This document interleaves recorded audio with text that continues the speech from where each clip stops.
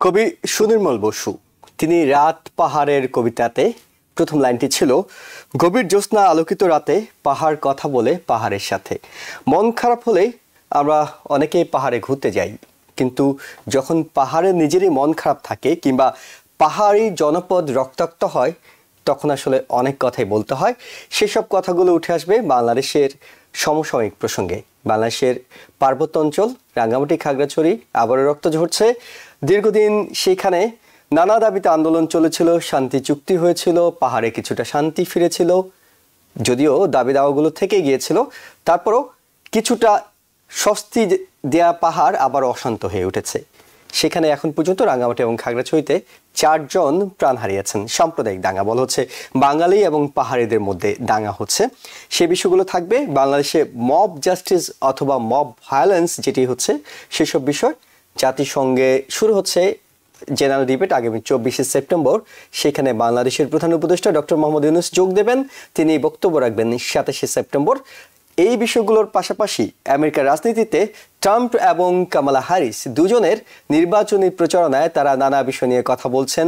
Israel issue তো আছেই, এই ইস্যুতেই দুই প্রার্থী মুখোমুখি হচ্ছেন। অ্যাবর্শন, সীমান্ত, অর্থনৈতিক সংকট, এইসব বিষয়গুলো নিয়ে আলোচনা করব আজকের টিভিএন 24 নিউজ নেটওয়ার্কের নিয়মিত আয়োজন আওয়ার ডেমোক্রেসি অনুষ্ঠানে। আপনাদের সাথে আছি আমি ইহসান জুয়েল।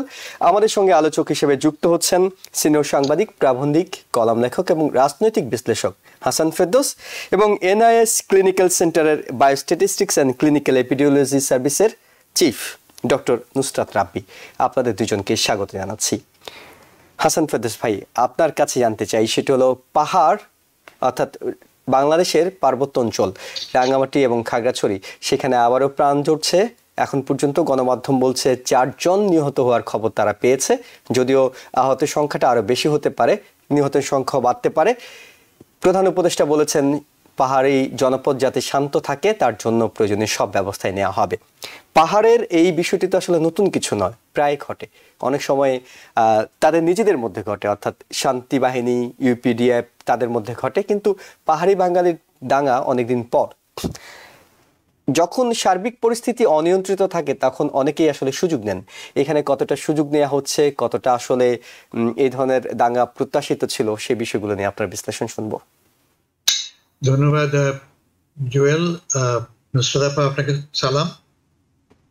জুয়েল, আপনি ঠিক বলেছেন যে লোকে সুযোগ নেয়, যেমন ঠিক এই মুহূর্তে টিবিএন সুযোগ নিচ্ছে। এটা একটা লোকাল ঘটনা।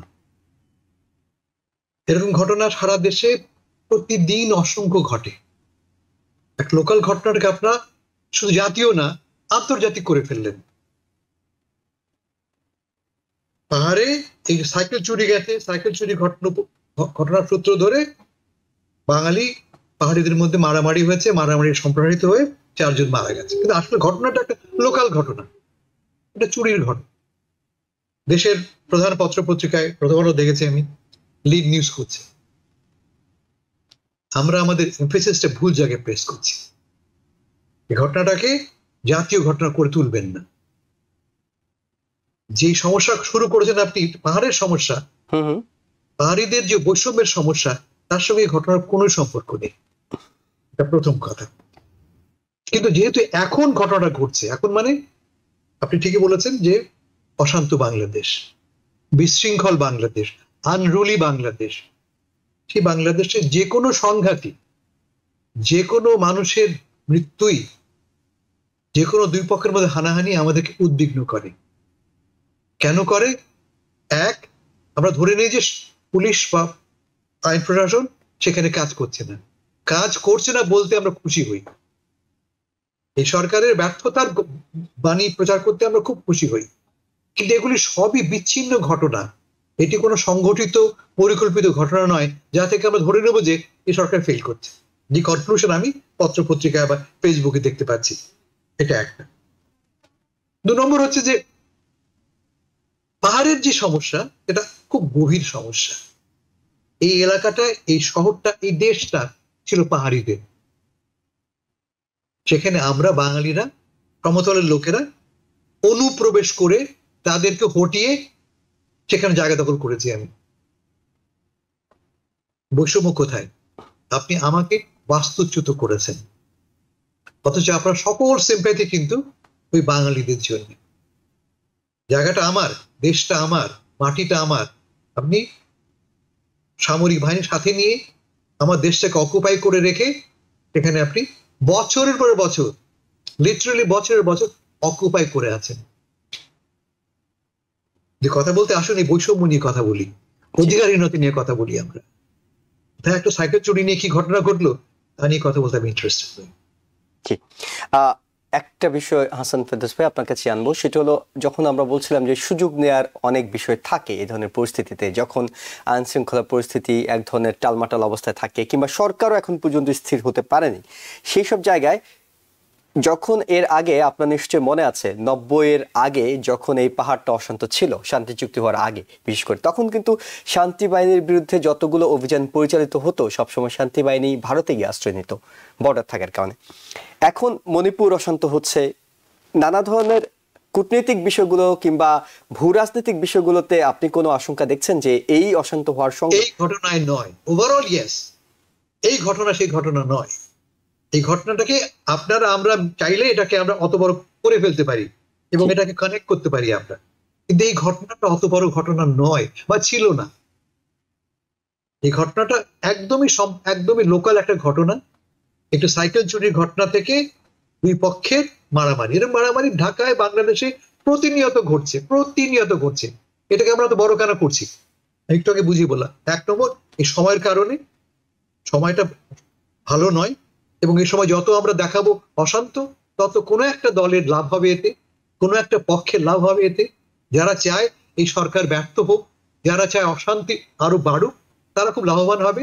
কিন্তু আমি বলবো যে আমি দায়িত্ব আমার হবে এটাকে এক্সপ্লয়েট না করা, এটা হেডলাইন না করা। আমরা বুঝতে পেরেছি। ডক্টর নুসরাত রাব্বি, আপনার কাছে শুনতে চাই যেটি হাসান ফেরদৌস ভাই বলছিলেন যে আসলে এই ঘটনা যাতে ছড়িয়ে না পড়ে, এই ঘটনা যাতে খাগড়াছড়ি ঘটনা রাঙ্গামাটিতে চলে গেছে, সেখান থেকে ঢাকা এখন বিক্ষোভ হচ্ছে, যাতে ছড়িয়ে না পড়ে সেজন্য তো সরকারের একটা দায়িত্ব আছে। সরকার কি ধরনের পদক্ষেপগুলো নেওয়া উচিত বলে আপনি মনে করেন? সরকারের এই তত্ত্বাবধায়ক সরকারের অনেক কিছু তাদের সামনে। এখন সাধারণ নাগরিক, প্রেস, আমাদেরও দায়িত্ব রয়েছে এখানে। যে হাসান ভাই যেটা বললেন, যেটা যদি কানেক্টেড না হয় টু এনিথিং রিয়েল, সেটা পয়েন্ট আউট করা। কিন্তু দুইটা জিনিস আমি বলবো যে আমাকে মানে একটু পীড়া দেয়। একটা হলো এই যে মব ভায়োলেন্স, যেটা হচ্ছে আপনার এই যে ঢাকা ইউনিভার্সিটিতে একজন পিটিএ মারা হচ্ছে, এটা কিন্তু বেড়ে যাচ্ছে এই মব ভায়োলেন্স। তারপরে আরেকটা হলো এগুলো নিয়ে আপনার world media, specially Indian media, এগুলো খুব সূক্ষ্মভাবে এগুলো কাভার করছে। তো দুইটাই সত্য, একদিকে কিছুটা বেড়েছে, আরেকদিকে হচ্ছে এটার কাভারেজটা একটু এক্সট্রিম আমি বলবো, এবং যেখানে লিঙ্ক না সেখানেও লিঙ্ক করা হচ্ছে। তো এখানে এই গভর্নমেন্ট, এগেন আমরা বলছি গভর্নমেন্ট সব ঠিক করে দিন, গভর্নমেন্ট কি সব ঠিক করতে পারবে? এই মব ভায়োলেন্স, এটা টাইম লাগবে। মানে একটা বিরাট আর্থকুয়েক হয়ে গেছে বাংলাদেশে অগস্ট মাসে, এটার পোস্ট ট্রেমার শক এখনো হচ্ছে কিন্তু। এবং এতদিনের যে ক্ষোভ, এই যে করাপশন, তারপরে ল্যাক অফ পাওয়ার, তারপর ফ্যাসিজম, তারপর আপনার সেই কাচের ঘর না কি, ওটাকে ভুলে গেছি এটার নাম কি, বাট এই যে টর্চার চেম্বার, কিছু না বলা, এটার একটা এফেক্ট পড়েছে তো মানুষের উপরে ফ্রম টপ টু বটম।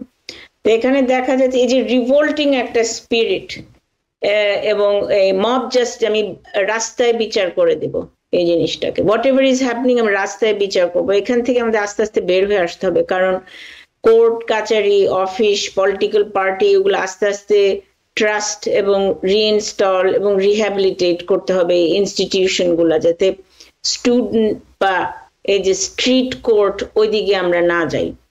তো ওইখানে আমার মনে হয় তত্ত্বাবধায়ক সরকারের একটা রোল রয়েছে, এবং আমাদের এই স্টুডেন্ট লিডার্স যারা আমাদের গভর্নমেন্টের পার্ট হয়ে, যেমন mister Nahid and all of those people, তাদের একটা রোল রয়েছে, কারণ তাদের কথা কিন্তু এই স্টুডেন্টরা শোনে।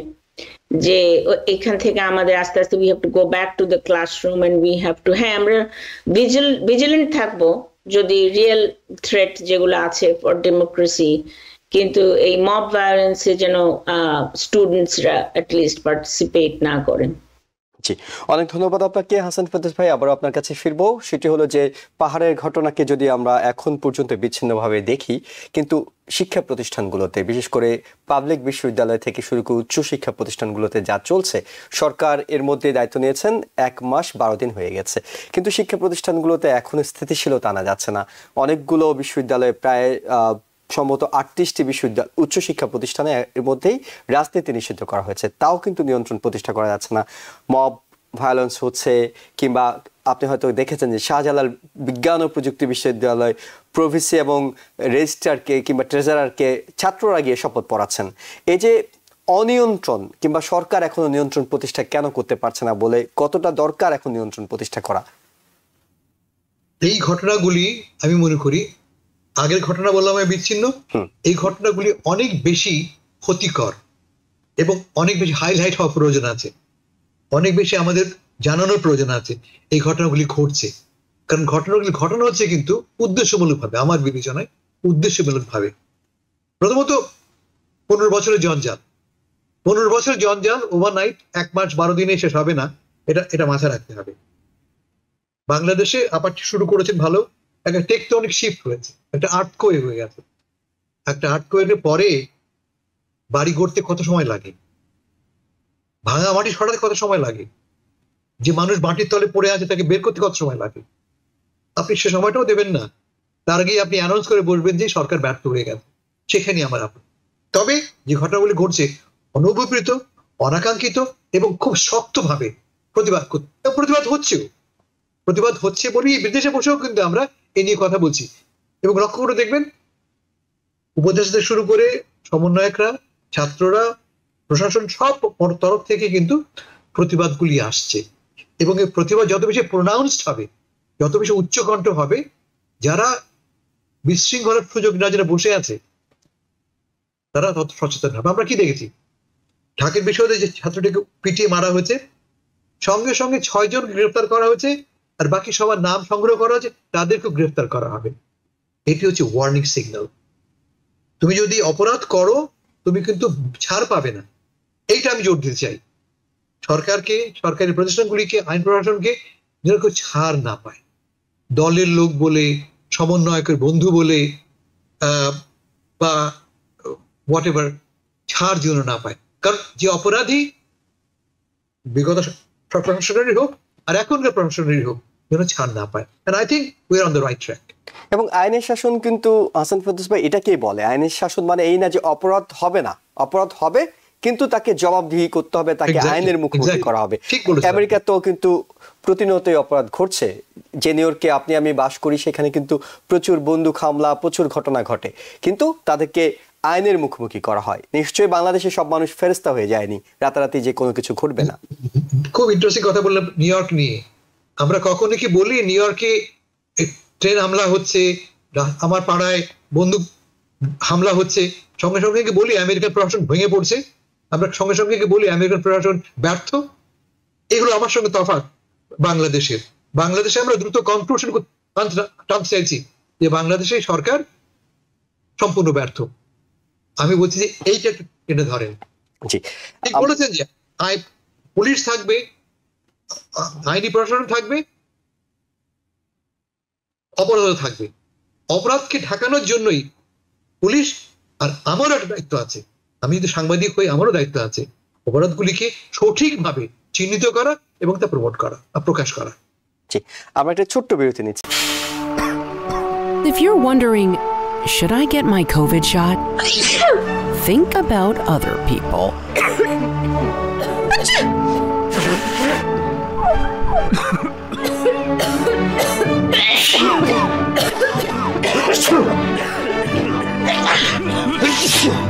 Set a date to get your COVID shot and RSV if eligible. Learn more at nj.gov/health/vaccines. দর্শক, আবারও স্বাগত জানাচ্ছি আওয়ার ডেমোক্রেসি অনুষ্ঠানে। আমাদের সাথে আলোচক হিসেবে যুক্ত আছেন সিনিয়র সাংবাদিক, প্রাবন্ধিক, কলাম লেখক ও রাজনৈতিক বিশ্লেষক হাসান ফেরদৌস, এবং যুক্ত আছেন NIH ক্লিনিক্যাল সেন্টারের বায়োস্ট্যাটিস্টিক্স অ্যান্ড ক্লিনিক্যাল এপিডিওলজি সার্ভিসের চিফ ডক্টর নুসরাত রাব্বি। আপনাদের দুজনকে আবারও স্বাগত জানাচ্ছি। আমি একটু ডক্টর নুসরাত রাব্বি আপনার কাছে জানতে চাই, সেটি হলো যে বাংলাদেশ জাতিসংঘে সদস্য প্রাপ্তির 50 বছর চলছে এবং এটি 79তম অধিবেশন। এর আগে বাংলাদেশের পক্ষ থেকে সরকার প্রধান হিসেবে বহু ব্যক্তি এই জাতিসংঘ অধিবেশনে যোগ দিতে এসেছেন। তাদের মধ্যে অনেকে ছিলেন স্বৈরশাসক, অনেকে ছিলেন আর্মি ব্যক্তি, অনেকে ছিলেন 111-এর সরকার প্রধান, অনেকে ছিলেন গণতন্ত্রের মা, নানা উপাধিতে ভূষিত বহু সরকার প্রধান বাংলাদেশের হয়ে এই জাতিসংঘে যোগ দিয়েছেন। তাদের সাথে ডক্টর ইউনূসের এই যোগ দেওয়ার মধ্যে আপনি কোনো পার্থক্য দেখেন কিনা? পার্থক্য দেখি যে বাংলাদেশিদের মধ্যে সবচেয়ে উচ্চ পর্যায়ে গ্লোবাল ইয়েতে আপনার স্টেজে প্রফেসর ডক্টর ইউনূস, উনি আমাদের একমাত্র নোবেল লরিয়েট ইকোনমিস্ট এবং কারেন্ট গভর্নমেন্টের হেড, এবং পৃথিবীতে এমন কোনো দেশ নাই যেখানে মানে মানুষ তাকে চিনে না। So it's quite an amazing মানে অপরচুনিটি যে উনি বাংলাদেশকে রিপ্রেজেন্ট করবেন। এবং সো এটা হচ্ছে একটা ওনার ব্যাপারে। আরেকটা হলো যে আমাদের যে জিনিসটা হয়ে গেছে 5ই অগস্টে, উনি 8ই অগস্টে যে শপথ নিলেন, এইটা পুরো ওয়ার্ল্ডকে মানে মানে সবাই ইমপ্রেসড যে বাংলাদেশে এই স্টুডেন্টরাই এই ফ্যাসিজমকে যে ডিফিট করতে পেরেছে। এটা স্টুডেন্ট মুভমেন্ট এবং ম্যাস আনরেস্ট কিন্তু এশিয়া এবং আফ্রিকায় চলছে অনেক দিন থেকে, কিন্তু বাংলাদেশের মতো সফল কিন্তু হতে পারেনি। ঠিক আমার মনে হয় এটা এক ধরনের 1971, যেখানে আপনি জানেন আমি ভুক্তভোগী ওখানে, সেখানেও কিন্তু দেখেন এমন কোন একটা দেশ নাই যেটা শুধু ভাষার উপরে তৈরি হয়েছে, ভাষা এবং সংস্কৃতির উপর। বাংলাদেশি এক, তা আমাদের একটা স্পিরিট আছে। আমরা কিন্তু ফ্যাসিজম বলেন, অত্যাচার, সেটা খুব বেশি দিন নিতে পারি না। তারপরেও শেখ হাসিনার ক্ষেত্রে এটা 15 বছর সহ্য করেছে মানুষ, কিন্তু এইভাবে মানে বলতে গেলে তো এটা ব্লাডলেস কু, যে ব্লাড গেছে সেটা স্টুডেন্টদের কাছ থেকে গেছে, ওনার তো কিছু হয়নি। এবং এইটা না করলে অ্যাকচুয়ালি উনি কিভাবে যেত I am not really sure it's possible. মানে ওই মিলিটারি বা মানে যেটা হয় আমাদের দেশে বা আমাদের ওই অঞ্চলে, যে মিলিটারি কু বা তাকে জেলে ভোটা, তো এই ধরনের একটা জিনিস to explain two the world এবং সেটার রিপ্রেজেন্টেটিভ হয়ে উনার মতো মানুষ ছাড়া, আমার মনে হয় এই দুইটা জিনিস একটা খুব সুন্দর একটা শুভ লগ্ন বলতে পারেন। এটা কিন্তু অনেকে শুধু ওনার যেমন গ্রামীণ ব্যাংক এবং মাইক্রো ফিন্যান্স নিয়ে অনেকে শিখেছে, ওটি কিন্তু জাস্ট বাংলাদেশের না, বহু দেশ এই মডেলকে। এখন আই এম ওয়ান্ডারিং এই যে অ্যান্টি ফ্যাসিজমের যে স্টুডেন্ট লেড যে মুভমেন্ট, এইটাও কি পুরো ওয়ার্ল্ড কিন্তু শিখতে যাচ্ছে? কারণ এই ধরনের ডিক্টেটর কিন্তু শুধু বাংলাদেশে ছিল তা না, অনেক জায়গায় ছিল এবং আছে, এবং যারা এসে প্রিটি মাচ কনস্টিটিউশনকে ডিসেবল করে দেয়। এটা আমেরিকার একটা ডেঞ্জার আছে কিন্তু এখানেও হওয়ার, ডিপেন্ডিং অন হু কামস। তো এইটা একটা মডেল হতে পারে যে how can we have young people as মানে লিডার্স ইন দ্য গভর্নমেন্ট। কারণ এই যে পাওয়ার কিন্তু টেন্ডস টু করাপ্ট, স্পেশালি যেখানে চেঞ্জ নাই। তো এখানে একটা বিরাট democracy, Bangladesh is a leader and a role model, এবং nobody can explain this to the world better than আমাদের প্রফেসর ডক্টর। আপনি বলতে যাচ্ছেন যে গণবিপ্লবের একটা মডেল হিসেবে বাংলাদেশ হয়তো সমসাময়িক সময়টাতে আলোচনায় আসবে, কিংবা এই মডেলটাই অনেকে ফলো করার চেষ্টা করবে, যে এই ধরনের ছাত্র আন্দোলন, জনতার আন্দোলন, তারা কিভাবে একজন স্বৈরশাসককে ফেলে দিতে পারে। বিশ্বের বিভিন্ন দেশে এই ধরনের ঘটনা ঘটেছে, তবে বাংলাদেশ হয়তো অনন্য একটা উদাহরণ হয়ে থাকবে। আমি হাসান ফেরদৌস ভাই আপনার কাছে জানতে চাই, যে প্রশ্নটি করেছিলাম যে নানা সরকার, নানা ব্যক্তিত্ব এসেছিলেন বাংলাদেশের হয়ে, কিন্তু গণ আন্দোলনের মুখে যখন একটা গণ অভ্যুত্থান হয়েছে, সেই গণ অভ্যুত্থানের প্রতিনিধিত্ব করতে আসছেন ডক্টর মোহাম্মদ ইউনূস, যিনি নিজেও নিজের নামে পুরো পৃথিবী জোড়া তাকে চেনে, একটা ব্যক্তি, একটা ঘটনা, এবং তার পরবর্তীতে এই জাতিসংঘ অধিবেশনে যোগ দেয়া, সেটি কি বাংলাদেশের দিকে দৃষ্টি কতটা থাকবে এবং তার পুরো সফরটিকে আপনি কিভাবে বিশ্লেষণ করবেন? তিনি খুব কম সময়ের জন্য আসছেন, কম বহন নিয়ে আসছেন, এবং 27 তারিখ তিনি বক্তব্য রাখবেন। জুয়েল, আপনি উল্লেখ করেছেন যে এর আগে আরো অনেকে এসছে, প্রতি বছরই আসে কেউ না কেউ। এই বছর সম্পূর্ণ ভিন্ন। এবছরে আমরা একটা অভাবিত বিপ্লব সম্পন্ন করেছি, অভাবিত বিপ্লব। 15 বছর একটি স্বৈরশাসন আমাদের বুকের উপর চেপেছিল। আমি ভাবিনি আমার জন্মদশায় এই স্বৈরশাসনের অবসান ঘটবে, তার অবসান ঘটেছে। ছাত্র জনতা সেই স্বৈরশাসনকে অপসারিত। সারা বিশ্ব জানতে চায় কি করে ঘটনাটা ঘটলো, আমিও জানতে চাই, আরো ব্যাপকভাবে বুঝতে চাই কি ঘটলো, কিভাবে ঘটলো। সেই সময় এসে পৌঁছচ্ছেন ডক্টর ইউনূস, এবং তিনি শুধু ভাষণই দেবেন না। আমরা জানি যে ভাষণের বিষয়বস্তু হবে অবভিয়াসলি এই আন্দোলনের পটভূমি তিনি কথা বলবেন, তিনি আমাদের জানাবেন কি পরিকল্পনা তাদের সামনে আছে। তার চেয়ে বড় কথা, বিশ্বের লোক জানতে চাইবে যে কথাটা নুসরাত আপা বলার চেষ্টা করেছেন, এই যে তোমরা করলে আন্দোলনটা, যাকে আমরা মডেল বলছি, ক্যান ইট বি রিপ্লিকেটেড? এটাকে অন্যত্র এটার কি প্রয়োগ সম্ভবপর? কারণ পৃথিবীর অনেক দেশে কিন্তু স্বৈরশাসন বসে আছে, কর্তৃত্ববাদ বসে আছে। ইনডিরেক্টলি আপা ইনফারও করেছেন যে আমেরিকাতেও কর্তৃত্ববাদের আগমন ঘটতে পারে। সেক্ষেত্রে এই মডেলটা ব্যবহার করে কি আমরা স্বৈরশাসন প্রত্যাখ্যান করতে পারি? উত্তর আমি জানি না, কিন্তু উত্তর জানার একটা ভালো পথ হচ্ছে শোনা ডক্টর ইউনূসের কাছ থেকে। আমি খুবই গর্বিত যে এই একজন লোক, আমি ছোট্ট একটা এক্সাম্পল দিয়ে বলি। আমি যখন ইউনে কাজ করতাম, উনি অনেকবার এসছেন। আমি একটি ঘটনা বলি, উনি 12 কি 13 সালে তাকে আমরা ইনভাইট করেছি ভাষণ দেবার জন্য। সময় 45 মিনিট, লাঞ্চ আওয়ারে আমাদের মিটিং হয়, লাঞ্চ আওয়ারে আমাদের বড় conference room, 45 minutes. Doctor Yunus একা কথা বললেন 1.5 ঘন্টা জ্যোতি ছাড়া, এবং তারপরে আরো 8 ঘন্টা তিনি অপেক্ষা করলেন প্রশ্ন জবাব দেওয়ার জন্য। একটি লোকও সে ঘর থেকে বেরিয়ে যায়নি। এই ক্ষমতা, এই ম্যাজিক আমার জানা মতে অন্য কোনো বাঙালির নেই। ফলে খুবই গর্বিত আমি যে এই লোকটি আমাদেরকে লিডারশিপ দিচ্ছেন। Thank you. আমরা একটু ডক্টর নুসরাত রাব্বি আপা আপনার কাছে যাবো। সেটি হলো যে ট্রাম্পের কিছু সাম্প্রতিক মন্তব্য। তিনি বলছিলেন যে তিনি যদি হেরে যান তবে ইহুদি সম্প্রদায়ের ভোটাররা, তাদেরকে তিনি দোষ দেওয়ার চেষ্টা করছেন, যেটা নিয়ে কামালা হ্যারিসের ক্যাম্পেইন কথা বলছে, একই সাথে ইহুদি সম্প্রদায়ের বিভিন্ন সংগঠনও কথা বলছে। ট্রাম্পের এই বিষয়গুলো, অর্থাৎ তিনি নতুন নতুন তথ্য হাজির করা, হেইশিয়ানদেরকে নিয়ে তিনি নতুন তথ্য হাজির করছিলেন প্রেসিডেন্সিয়াল ডিবেটে, এখন আবার ইহুদিদের ব্যাপারে বলছেন, আবার কখনো বলছেন কামালা আসলে ইসরায়েল বিরোধী, ইসরায়েল বিদ্বেষ তার মধ্যে কাজ করছে। এগুলোর মাধ্যমে আসলে ট্রাম্প কি অর্জন করতে চান? উনি কোনো কথাই বলে না যে এটার ডিরেক্ট মানে রেজাল্ট আছে ইলেকশনে, যেটা ডিরেক্ট রেজাল্ট নাই ইলেকশনে। ইন আদার ওয়ার্ডস, সবকিছু মেপে ট্রাম্প কথা বলে। সো এই যে জুইশরা যে তার মানে তাকে ভোট না দিলে সেজন্য সে হেরে দিবে, খুব ডিভাইসিভ। কারণ যেই গ্রুপটাকে ট্রাম্প টার্গেট করছে এখন, তারা হলো ওই যে ব্লেম করছে, আপনার কালোদের ব্লেম করছে, হেইশিয়ানদের ব্লেম করছে, জুইশদের ব্লেম করছে, ওই গ্রুপটাকে সলিডিফাই করার জন্য এই হি ডাজন্ট কেয়ার, ওই ডিভাইসিভ কথা যেগুলো বলে। এবং মানে also making them feel guilty, যে আল্লাহ, আমি কেউ যদি আনডিসাইডেড থাকে এখন জুইশদের মধ্যে, বলবে যে আল্লাহ যদি না পায় তাহলে এ তো জুইশদের ব্লেম করবে। তো ওই খুব পুরানো রেসিস্ট কথাবার্তা কিন্তু ট্রাম্প বলে।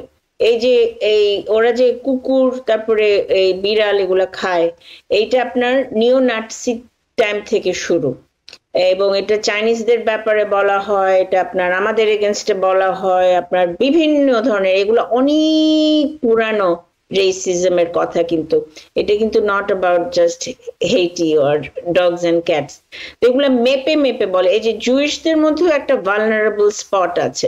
আপনি যদি হিস্ট্রিতে দেখেন, ম্যাকার্থি এরা থেকে আরম্ভ করে জুইশদের কিন্তু প্রুভ করতে হয়েছে এই দেশে যে তারা কি রিয়েল আমেরিকান নাকি দে আর প্রো রাশিয়ান কমিউনিস্ট। জুইশদের মধ্যে কিন্তু একটা বিরাট লিবারেল এবং আপনার লেফটিস্ট সেকশন আছে, যারা আপনার এই যে against Gaza for right now. If you're wondering, should I get my COVID shot? Think about other people.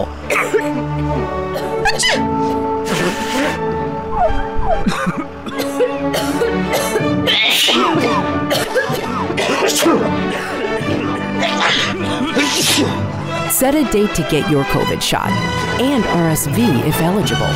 Learn more at nj.gov/health/vaccines. ওই ভাগটাকে উনি ধিক্কার দিচ্ছেন, ওই প্রপোর্শনটাকে দিচ্ছে, এবং এটা হচ্ছে ওল্ড একটা এই অ্যান্টিসেমেটিক একটা ট্রোপ, যে are you really American, because if you are then you'll be voting for me. এগুলো কিন্তু ডগ হুইসল বলে, ডগ হুইসল। এইটা হচ্ছে খুব মেপে মেপে কথা বলে। দ্য ট্রুথ ইজ অনেক জুইশই তাকে ভোট দিবে, অনেকে দিবে না, অনেক মুসলিম তাকে ভোট দিবে ট্রাম্পকে, এবং অনেক বাংলাদেশিও ট্রাম্পকে ভোট দিবে। I have talk to people. তো এইগুলো হচ্ছে, হ্যাঁ আপনার কথা শুনতে পাচ্ছি না, আই এম সরি। লং আইল্যান্ডে তিনি সবশেষ যে জনসভাটি করেছেন 2 দিন আগে, আমি নিজে সেখানে গিয়েছিলাম, সেখানে প্রচুর বাংলাদেশিও আমি দেখেছি, তারা বলছেন তারা ট্রাম্পকে ভোট দেবেন। বিকজ দেখেন এই যে কথাটা বললো জুইশ, অ্যান্টি জুইশ, এটা কিন্তু অনেক সময় বাংলাদেশিরা লাইক করে। সো এগুলো হচ্ছে একটা কমিউনিটিকে আর একটা কমিউনিটির পিছে লাগিয়ে he is trying to extract his core people, যারা হচ্ছে আপনার কামলা হ্যারিসকে ভোট দিবে না, and he's trying to draw on a variety of prejudice যাতে করে তারা সব ওর ইয়েতে আসে। That's all. জি, হাসান ফেরদৌস ভাই, আপনার কাছে এই বিষয়টা জানতে চাই, সেটা হলো ট্রাম্প তো আসলে 4 বছর ধরেই নির্বাচনের প্রস্তুতি নিচ্ছেন। কামালা হয়তো 2 মাসের জো বাইডেন সরে যাওয়ার পরে তিনি প্রেসিডেন্ট হিসেবে তার প্রস্তুতিগুলো শুরু করছেন। এর আগে তিনি রানিং মেট হিসেবে ভাইস প্রেসিডেন্ট হিসেবে হয়তো নিজেকে ভাবছিলেন। ট্রাম্পের এই 4 বছর প্রস্তুতি যথেষ্ট সময়। এই 4 বছর ধরে যেটি ডক্টর নুসরাত রাব্বি বলার চেষ্টা করেছেন, যে ট্রাম্প বলার জন্য বলা কিংবা এক ধরনের প্ল্যান করে বলা, আপনার কাছে আসলে কি মনে হয়, ট্রাম্প শুধুমাত্র মনে যা আসছে তাই বলে ফেলছে, নাকি সে আসলে প্ল্যান করে প্রত্যেকটা শব্দ ছাড়ে, প্ল্যান করে এই বিতর্কগুলো তৈরি করে যাতে এখান থেকে কোনো ফায়দা লুটে যায়? ট্রাম্প হচ্ছে আমেরিকার সবচাইতে দক্ষ শোম্যান, সবচেয়ে দক্ষ শোম্যান। মনে আসলো কথা বললাম তা নয়, সে জানে কি কথাটা বললে তার কি ফল হবে। আগে তো অনেক যে প্রশ্ন ছিল, আমি সেখানে ফিরে যাচ্ছি। ট্রাম্প কি বলেছেন জুইশদেরকে, আমি এক্সাক্ট কোট করছি, if you don't vote for me that means you are voting for the enemy. তুমি শত্রুর জন্য ভোট দেবে, ভোট দিচ্ছ, তুমি আমাকে ভোট না দাও, তার মানে it is a war between us and them. সেই জর্জ বুশের কথা নিশ্চয়ই মনে আছে, either you support us or support them. Divide করা আমাদেরকে, একদল লোক সাদা, বাকি লোকরা নন হোয়াইট, অশ্বেতকায়। একদল লোক এদেশের, আর একদল লোক বহিরাগত। এই যে কনস্ট্যান্ট ডিভিশনটা করা, এবং he is winning on that issue. On immigration for example, তুমি একটু আগে আমাকে বললে লং আইল্যান্ডের তার ভাষণ, কলোসিয়ামে নাসা কলোসিয়াম তার ভাষণ কি তিনি বললেন? তিনি বলছেন যে আমাকে 3 মাস সময় দাও, গিভ মি 3 মান্থস, আমি নিউ ইয়র্কে ঠান্ডা করে দেবো। তিনি ওহাইওর কথা তুললেন, সেই এশিয়ান ইমিগ্রেন্টদের, কি বলছেন যে আমাদের জন্য যে রিসোর্স ব্যয় করার কথা, এই রিসোর্স ব্যয় করছি আমরা এখন এই বহিরাগত ইললিগাল ইমিগ্রেন্টদের জন্য। তুমি একটু বলে বাঙালিরা খুশি, কেন খুশি? বাঙালিরাও কিন্তু একইভাবে এই বিভক্তির অন্তর্ভুক্ত হয়ে পড়েছে। আমরা অনেকে গভীরভাবে অসন্তুষ্ট যে আমার শহরে অনেক কালো লোক এসে হাজির হয়েছে, এবং ওই আর্গুমেন্টটা ট্রাম্পের যে আমার জন্য নির্দিষ্ট রিসোর্সেস তাদেরকে ব্যয় করছি আমরা। কিন্তু আমেরিকা কি? ট্রাম্প নিজে কি? আমেরিকা হচ্ছে এমন এক দেশ যেখানে সব বিদেশের লোকরা, বাইরের লোকরা এসে একটা অপূর্ব দেশ বানিয়েছে। এটাকে আমরা বলি একটা বিউটিফুল মোজাইক, নানা বর্ণের, নানা গোত্রে, নানা ভাষার মানুষ, এবং সব দেশের মানুষ তাদের নিজস্ব ট্যালেন্ট নিয়ে এসছে। Why is America so great? America so great যে প্রত্যেকে আমাদের শ্রেষ্ঠ বুদ্ধিমত্তা, শ্রেষ্ঠ ট্যালেন্ট নিয়ে আমরা দেশটাকে বিল্ড করছি। এই দেশটাকে বানিয়েছে কে? হোয়াইট হাউসের এক্সাম্পল দিই তোমাকে আমি। হোয়াইট হাউসটা গোড়া থেকে জানো, প্রত্যেকটি ইট সেই হোয়াইট হাউসের কালো মানুষের বানানো, প্রত্যেক এভরি সিঙ্গল ব্রিক হোয়াইট হাউসের। এই যে আমরা হাইওয়েতে চড়ি, সান ফ্রান্সিসকো থেকে নিউ ইয়র্ক পর্যন্ত হাইওয়ে সেকেন্ড ওয়ার্ল্ড ওয়ার আগে 1930s করা হয়েছিল। কারা করেছে জানো তুমি? জাপানিজরা, চাইনিজরা, কালো মানুষেরা এবং মোস্টলি প্রিজন ইনমেটসরা, তাদের সমস্ত অবদান ভুলে গেল। এখন এই যে ধরা যাক ক্যালিফোর্নিয়াতে, আপা আছেন ক্যালিফোর্নিয়া, ভালো বুঝিয়ে বলতে পারবেন, কে ফসল তোলে, বাগানের অরেঞ্জ কে তোলে, এনি ফ্রুটস অ্যাপল কে তোলে? যদি না আসে বাইরে থেকে লোকেরা, এই ফসল মাঠে পৌঁছবে, তোলার লোক নেই। কি হয়েছিল কি বলে ওয়াহিওরে শহরে, শহরটা মরে যাচ্ছিল, লোক নেই, কাজ করার লোক নেই, চাকরি ঢোকার লোক নেই। তখন বিশেষ প্রোগ্রামে এশিয়ানদেরকে আনা হয়েছে, টেম্পোরারি টিপিএস প্রোগ্রামে তাদের আনা হয়েছে। কত লোক? 16,000 লোক। ট্রাম্প বলছেন 40,000 লোক। এটা সবাই লিগাল, এরা ইলিগাল কেউ নয়, কিন্তু তুমি আমি লিগাল যদি হয়ে থাকি, তারাও লিগাল। তাদের বিরুদ্ধে এই কথাগুলি বলছেন এবং আমরা কোনো কোনো বাঙালিরা হাততালি দিচ্ছি। আমার সাথে তর্ক হয়েছে টিভি টেলিভিশনে, এক অধ্যাপক আমাকে বলছেন বিদেশিরা এসে আমাদের পরিবেশ কলুষিত করছে। আমাদের পরিবেশ কে কলুষিত করছে? কোন বিদেশিরা? আপনি আমিও তো বিদেশি, আপনি আমি কলুষিত করছি ভাই? বলে এই আমি তোমাকে অনুরোধ করবো, টিভিএন করুন, একটু এই শিক্ষাটা যেন আমরা পৌঁছে দিই। যাদের কথা বলছি আমরা, গতকাল আমি ছিলাম, আজকে আমি হয়তো লিগাল হয়েছি, এবং দুদিন আগে এরাও কিন্তু সব ইলিগাল ছিল। ট্রাম্পের গ্র্যান্ডফাদার কোথেকে এসছে? জার্মানি থেকে এসছে, এবং ইলিগাল হয়েই সে এসছে। মানে আমরা একসময় ইলিগালি ছিলাম, ক্রমান্বয়ে আমরা এদেশের মানুষ হয়েছি। আমরা হয়তো বাংলাদেশি কমিউনিটি সম্পর্কে আপনি হয়তো বুঝাতে চাইছেন, যতক্ষণ পর্যন্ত নিজে লিগাল না হচ্ছে ততক্ষণে এক ধরনের অবস্থান, লিগাল হয়ে যাওয়ার পর। শুধু তাই না, আমরা গভীরভাবে কালোদেরকে ঘৃণা করি। তুমি কি জানো বাঙালিরা কি বলে?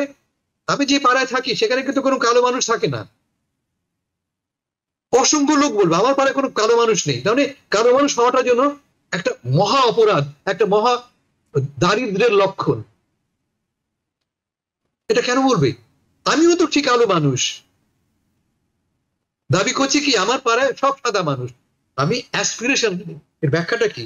আমরা সবাই অ্যাসপিরেশনালি হোয়াইট হতে চাই। আমরা হোয়াইট নই, কিন্তু অ্যাসপিরেশনালি চাই আমরা সেই সাদা মানুষ হতে।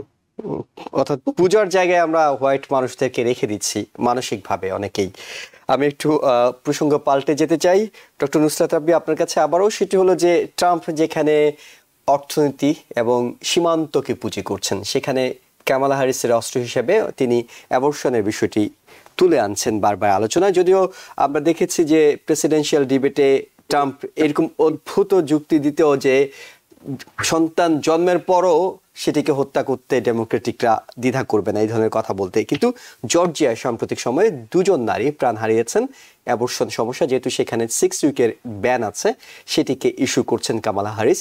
কামালা হ্যারিস এই ইস্যুতে কত দূর পজিটিভ কিংবা ইতিবাচক ভোটারদের মন টানতে পারবেন? এটা একটা খুবই ইম্পর্টেন্ট ইস্যু আমেরিকায়, এবং for that reason in the world. এবং কিভাবে ওই যে আপনার রেসিস্ট ডগ হুইসেলের মতো, এটা একটা, it is not about a child and it is not about pregnancy, it's not about any of this. What it is আপনার ওই মহিলাদের শরীরের উপর যে control, that's what it is. It's a control over our bodies. এবং unfortunately আমার মনে হয় যে আমরা যেটা বলছিলাম এই যে রেসিস্ট ডগ হুইসেলের ব্যাপারেও, there are a lot of people এই দেশে, পুরো ওয়ার্ল্ডে, but they're drawn to the devil. They're drawn to either তারা বুঝে না, but they are kind of excited about the মানে how bad these policies are. They're attracted to it. এবং এইখানে এটা খুব মানে ব্যাড একটা সিচুয়েশন হবে ট্রাম্প আসলে। and I actually believe that he can still come. I do believe that. ওই অ্যাবর্শনে যে মারা গেছে শুধু তাই না, এরপরে আপনার কন্ট্রাসেপশন বন্ধ করবে, আপনার ওই যে ট্রান্স কিডসদের অপারেশন বন্ধ করবে। there's a whole মানে পলিসি, Project 2025, আমরা তো বিশ্বাস করি না, but he is actually going to do it. তো এখানে মানে what I am মানে যেটা আমি স্ট্রাগল করছি with this, যেটা কামলা হ্যারিস যেটা বলেছেন যে these are concrete examples of women who have died because of this মানে rule in Georgia. কিন্তু তারপরেও সে অ্যাকচুয়ালি উইন করবে কিনা জর্জিয়াতে, there is very মানে আপনার I have my doubts, কারণ there are enough people যারা ডিভাইডেড হয়েছেন because of Trump politics. It's about divide and control. আপনি ওইভাবে কিন্তু ব্রিটিশরাও রুল করেছিল কলোনিয়াল ইন্ডিয়াতে। So he is dividing and conquering, এবং অনেকেই কিন্তু দে নো ম্যাটার হোয়াট তারা কামলা হ্যারিসকে ভোট দিবে না এই দেশে। This is where they're sticking with, even though you can show them 5 women who have died, বা যারা এই যে girls who have been raped তাদেরকে forced করা হবে, they will be forced to carry the baby of the rapist, and this is a reality. I'm telling you, আপনাদের অডিয়েন্সকে বলছি, if you think about your daughter, think about your sister, and think about maybe yourself, যে কি বিরাট এই জিনিসটা কিন্তু করবে এসে। this is, he is not, অনেকে মনে করো করবে না, actually he is going to do all of the things he is going to said he is going to do. কাজে এখানে কামলা হ্যারিসের এগেনস্টেও যদি কেউ থাকে, মাই থিং ইজ যে why are we so drawn to the devil? That is a question we have to answer. আমরা একটু হাসান ফেরদৌস ভাই আপনার কাছে এই প্রসঙ্গটাতে যদি আপনি কিছু বলতে চান তার সাথে আমরা যুক্ত করতে চাই। উত্তরটা দিয়ে প্রশ্নটার, আমরা কেন ডেভিলের দিকে ড্রন হচ্ছি, খুব ভেরি সিম্পল আনসার। আমরা মানে কারা? আমেরিকা একটা বিভক্ত দেশ। আজকে তুমি দেখো, আজকের যে ওয়াশিংটন নিউ ইয়র্ক টাইমস এর যে ওপিনিয়ন পোলে পাওয়া গেছে, তাতে 47% Kamala Harris, 47% Donald Trump. It's a divided গাড়ি, ইটস এ টাই। 47% মানুষ ট্রাম্পের পক্ষে। গত নির্বাচনে ডোনাল্ড ট্রাম্প 77 মিলিয়ন ভোট পেয়েছে, 77 মিলিয়ন ভোট পেয়েছে। তাকে ডিসমিস করা বোকামি। তাকে আমি হালকাভাবে ও একটা পাগল, ও একটা রেসিস্ট বলে উড়িয়ে দেবো, তা নয়। এবং তাদের সকলের সামনে এই 77 মিলিয়নের সামনে কিন্তু ট্রাম্পের 4 বছরের অদ্ভুত সব কর্মকাণ্ড ছিল, তখনও তরতাজা, সে অবস্থায় তারা ভোট দিয়েছে। এবং এখন তার জনপ্রিয়তা আরো বেড়েছে। ডোনাল্ড ট্রাম্পের অ্যাভারেজ অ্যাপ্রুভাল ছিল 30%, এখন সেখানে সে ক্লোজ টু 40%। এবং আজকে যেটা বললাম নিউ ইয়র্ক টাইমসে, 47% আমেরিকান তার পক্ষে আছে। কারণটা কি? কারণটা আমেরিকার বর্ণ সমস্যা। আমেরিকার গভীর একটা অসুখ আছে। অসুখটা কি? এই দেশটায় সাদা লোকেরা মনে করে এটা তাদের দেশ, তাদের দেশ। আমরা যারা বাইরে থেকে এসেছি তাদেরকে সার্ভ করবার জন্য আমরা সেকেন্ড ক্লাস। সাদা মানুষরা চিরকাল কি করেছে? 200-400 বছরের দাসত্ব, দাস প্রথা ছড়ি ঘুরিয়ে শয়ে দাসকে তারা বসে রেখেছে। একটা এই যে বন্দুক আইনের কথা বলি আমরা, বন্দুক এত পপুলার কেন? একজন দাস মালিক একটা ঘোড়ার উপরে একটা বন্দুক রেখে 30 জন দাসকে কন্ট্রোল করছে। ওই ইমেজটা মাথায় তাদের, I can control all of them একটা বন্দুক দিয়ে। আমি সেই লোক, আমি সেই রাজা, আমি সেই রাজা। আর সেখানে এই বহিরাগতরা এসে আমার রাজত্ব কেড়ে নিচ্ছে। বাই 2022 মধ্যে আমেরিকা একটি মেজরিটি কান্ট্রিতে পরিণত হবে। মানে এদেশে অশ্বেতকায়রা হবে মেজরিটি, হোয়াইটসরা হয়ে পড়বে মাইনরিটি। ফলে তারা যে ক্ষিপ্ত হবে আমি এটা বুঝি। যদি আজকে চিটাগাঙে নোয়াখালীর লোক এসে ভরে যায়, চিটাগাঙের লোক ক্ষিপ্ত হবেই। তফাৎ হচ্ছে এই যে এই দেশটাকে আমরা সবাই গড়েছি, এই দেশটাকে আমরা সবাই তৈরি করেছি। আমার প্রত্যেকের হাতের রক্ত দিয়ে, ঘাম দিয়ে, শ্রম দিয়ে এই দেশটা বানানো, এইটা বোঝাতে হবে। চূড়ান্ত উত্তরটা হয়তো, যদি আমরা না থাকতাম, যদি আমরা না থাকি, এদের ভেঙে পড়ব। এদেশে সবচেয়ে অ্যাডভান্স কি? টেকনোলজি সবচেয়ে বড় ব্রেন কোত্থেকে আসে? এই যে নুসরাত আপা, টেকনোলজির হেড তিনি। আমেরিকার 60% টেক ভিত্তিক ইন্ডাস্ট্রি লিড করে কে? All immigrants. So we bring expertise, we bring talents, we bring genius. কিন্তু আপনি যে বিষয়গুলো বলছিলেন সেটা আসলে কতটা তারা রিয়েলাইজ করবে এটা হয়তো আমরা 5ই নভেম্বর নির্বাচনের পরেই হয়তো বোঝা যাবে যে আসলে কামালার ব্যাপারে এখন পর্যন্ত যেসব জায়গায় তারা আপত্তি মনের ভিতরে করে রেখেছেন তারা ব্যাপারটা তাও নয়। কিন্তু আমি বললাম দেশটা দ্বিভাগ, 50-50 কান্ট্রি, 47 মাঝখানে আছে 5-7-10% লোক। এই সমস্ত ফাইটটা হচ্ছে এই 10% লোক নিয়ে। আমরা সবাই অলরেডি মন ঠিক করে ফেলেছি কাকে ভোট দেবো। তুমি বললে একদল লোক বাঙালি গেছে কলোসিয়ামে, এরা মন ঠিক করে ফেলেছে, আমি হয়তো ভাষণ দিই না কেন, নাথিং উইল চেঞ্জ। ফাইটটা হচ্ছে ওই 10%। ওই 10%কে বোঝাতে হবে why we need, in fact তাও না, why we don't need Donald Trump. হারানো কেন জরুরি এটা বোঝা খুব জরুরি। জি, অসংখ্য ধন্যবাদ আপনাদের দুজনকে। আমাদের সময় শেষ হয়ে এসেছে, তাই আমরা বিদায় নিতে হচ্ছে।